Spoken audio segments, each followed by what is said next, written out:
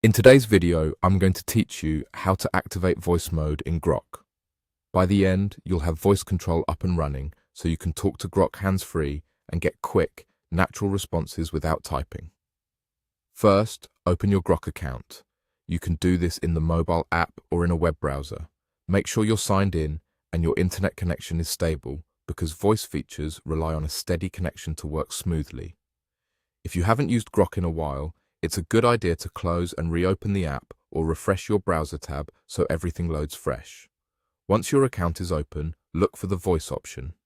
Depending on your device, this may appear as a button labeled voice or as a small microphone icon on the main screen. Tap or click it to start the setup.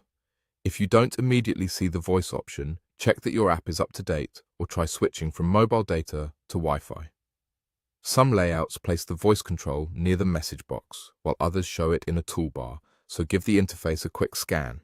After you select voice, you'll see a prompt asking for permission to use your microphone. This is required so Grok can hear you. Click Allow. Granting permission here only enables access for this app or site on your device, and you can change it later in your device or browser settings if you need to.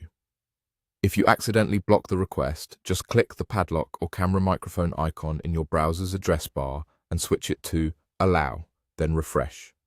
On mobile, you may see a system pop-up. Approve that as well. With permission granted, voice mode is now active and ready to use.